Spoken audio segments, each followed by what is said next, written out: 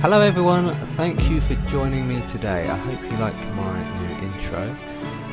So this episode I'd like to talk about common questions that are popping up in regards to this reboot to mobile. But firstly, we do actually have a very small update. Thanks to Final Fantasy Union, who interviewed Yoshi P. He actually commented on the game. And he said, to update you on Final Fantasy XI Mobile, because we're in the same business division, I know exactly where we are. At the moment we're fine-tuning the battle system, and when the time is right, we will be able to make another big announcement, an official one. So finally, a little bit of good news about the game's development. So I'm going to be looking at 4 questions today. The first question, the most common question, is basically how on earth are they going to reboot this game to mobile? Vanadil was such a great place to be in, exploring and discovery, so much to do. How are they going to reboot it without dumbing it down and making it feel boring? The second question is basically the controls. So we started off using keyboard and mouse, and then with the console we had the gaming controllers, hotkeys and macros. RPGs need a good control interface. And so how is that possible on a mobile device? And the third question I'm going to be looking at, probably the most feared question, is fees for the game. So currently mobile apps offer a multitude of in-game microtransactions. The revenue is really booming at the moment, and you actually see it overflowing onto console gaming. So what options do Nexon have for this game? And lastly, I'm going to be looking at grinding. On Final Fantasy XI Online, I used to spend hours, like everyone else, playing. How is this going to work on a mobile device? Ah, this is nice. I'm back home. Just listening to the music makes me want to play it again, seriously.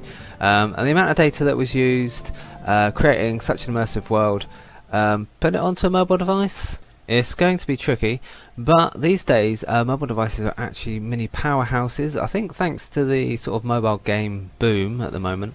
Nexon, who's developing the reboot, actually created a game called Heroes of Incredible Tales. So it's actually an action RPG using Unreal Engine 4, same as the reboot.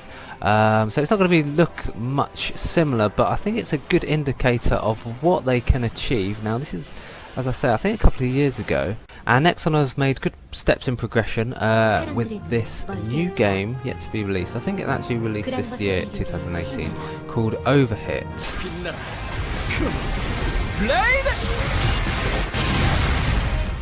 So this is a RPG, so it's not a MMORPG, but I think it's a good example of the standard of graphics that Nexon are creating at the moment. The interface seems good. Basically it just seems as though they've crammed quite a lot of content into a mobile device, which is exactly what the reboot needs. I think that's my main concern, is the amount of depth that they're going to be able to get on a mobile device.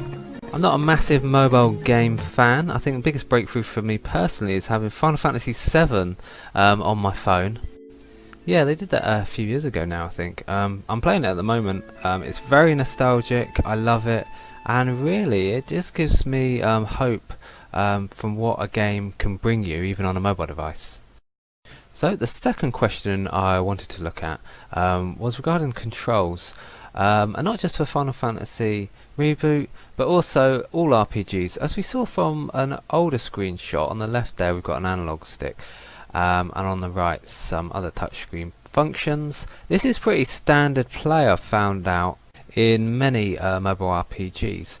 So going back to Final Fantasy VII, one of the problems I found was the controls. There just isn't that much room. As I said before, I'll probably be buying a tablet whenever this reboot does come out, just so my fat fingers are able to cope. So more recently I've been looking at some mobile RPGs and also MMORPGs, and these type of controls are pretty standard practice now, where we normally find on the left little touchscreen analog movement controls, and then on the right various abilities skills.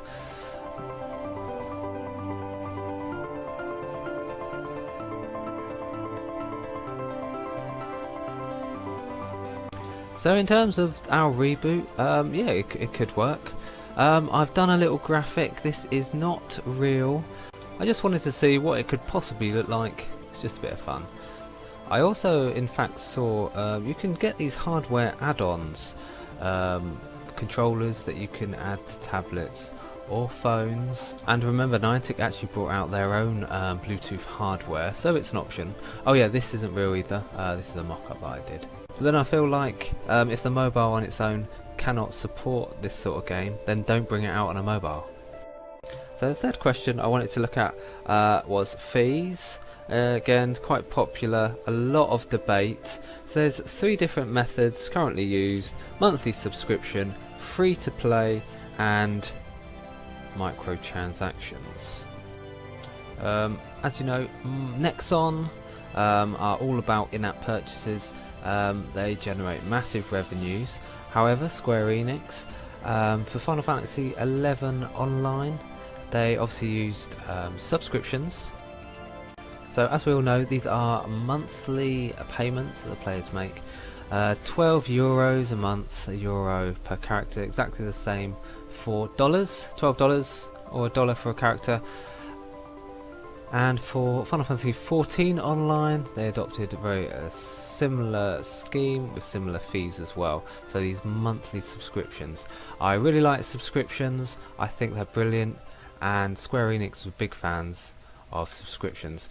This game, Albion Online, which I played for a little while, this is cross-platform. You can actually play this mobile or PC. I played it on PC for a while. Now with this economy, I absolutely loved.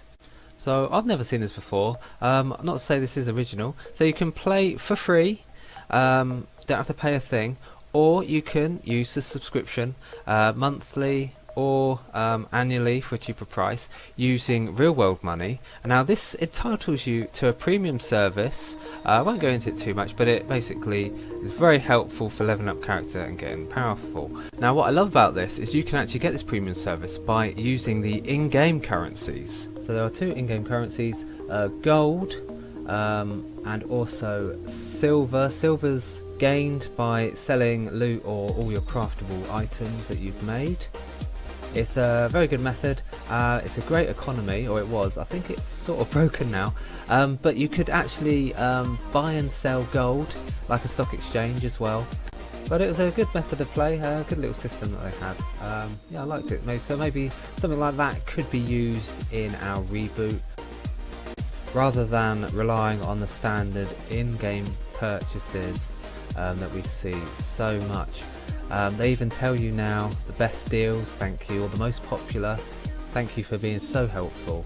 But until people stop playing these type of games, they'll just keep making them. Okay, so back to Nexon's game Hit, the RPG that I was showing you earlier. Now these use the in-app purchases as part of the game's revenue. So along the top you can see 42 out of 42. This is energy, which is a system that many games use. It basically means you can't do too much all at once, unless of course you pay. But yeah, many games use it. I thought maybe it could be used as part of a Chocobo travel system. You have to let him rest, as an example. So yeah, if they do use a similar method as Hit, then it will be used to sort of limit play unless you pay. So hopefully that won't happen. But moving on, so you've got your currency, which will be gil for it in our case. You've then got a premium currency, which is bought using real world money. Now this will be used to speed up process, more gameplay, or like vanity items. Maple Story 2, also developed by Nexon, as well as Dynasty Warriors Unleashed. Both these games are free to play, but they do heavily support, again, these in-app purchases that we see so much of. The weekly revenues are massive. Pokemon Go is top of the list at the moment. Their only revenue is from Pokecoins, buying Pokecoins, and yet they still make a massive, well, you can see there, $15 million weekly revenue. So I think it's actually quite a positive thing that this Final Fantasy XI reboot is in development nice and slowly. I'm hoping by the time the game is released that this microtransaction trend would have disappeared or evolved somehow, so the players and the developers are both happy. But I really liked that Albion Online economy. It was really good. It was very open, and it was also very accommodating to all types of players. Okay, on to the fourth and final question I'm going to be looking at, and that is grinding. A lot of people have concerns that the Final Fantasy grind is not going to work on mobile devices. I've had a look, there's a lot of games out there, and actually they're all about the grind. They're just very different to what we're used to. There are many new and up-and-coming games on mobile, RPGs and survival games that are using grinding systems that we're more used to seeing on console and PC MMORPGs, and also crafting. So here we are back in Vanadil. What I liked about the most recent changes on 11 Online was the Moogle Garden. It was like a private garden. I think this would work really well on mobile devices. Moogle also gave you access to your own pond to fish, your own tree to log, and a little mine as well. Yeah, I think all that would work perfectly in the mobile reboot. What I liked about Final Fantasy XIV is that they made gathering and crafting a little bit more skill based. So we don't see much crafting in mobile games, but what we do is very simple. If you want X, you have to combine A and B, for example. It's all very sterile. You're not part of any world or immersion. It's just a little window that pops up. Very similar to actually Final Fantasy 15, very similar. You're just adding or combining items together. You're not part of any world. I mean, yeah, grinding isn't always fun, but on a PC or console you're part of the world. It's not too bad. On a mobile you need to make it a little bit more skill based or a bit more lighter if you're not going to have that element. So there are many of these little skill-based games. I'm not even sure what the genre would be called, like casual games. So on their own I expect they're quite boring. But as part of like a grinding system in an RPG, I think it'd work well. Or the many rhythmic games, again, for crafting. As I said, Final Fantasy XIV introduced a little bit of skill. I think it was a real big benefit. Ideally, I really want to see, so same as Final Fantasy XI or 14, the ability to craft outdoors in the open with other people around you.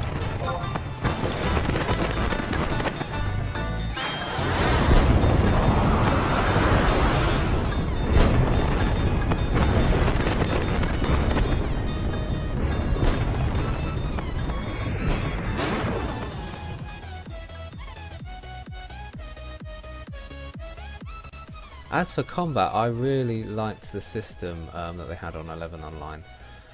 It's really dated now, but I still love it so much. I think it would work really well on the mobile device. And the ability to team up with others very easily, it's just, yeah, it was great. So many of the new MMORPGs on the mobiles, they use auto questing and auto battle. So you just press a button, you don't even have to be in the same room, just leave your phone somewhere and it will automatically run through quests, it will automatically use potions. It gets around the grind, but is there any point to it? So if I'm playing this reboot, I really want to, discover all the locations that I did the first time round, and go and grind and go and farm and do all the things I did before. Go to Gusterberg. Oh yeah, this isn't real footage. This is what I've made up on Photoshop. Go to the dunes. I did love it there. That was one of the best locations and a great quest as well. Thank you so much for watching this video. Hopefully you made it all the way through. That was quite a long one there. It actually took me like a couple of months to make, so I don't have that much free time. So please show your appreciation and like and subscribe, and then hopefully that will encourage me to make more videos. Also leave a comment. What do you think about this reboot that's upcoming? what are your hopes for it, and what do you think's could go wrong for it? Anyway, yeah, thanks so much. I'll see you next time.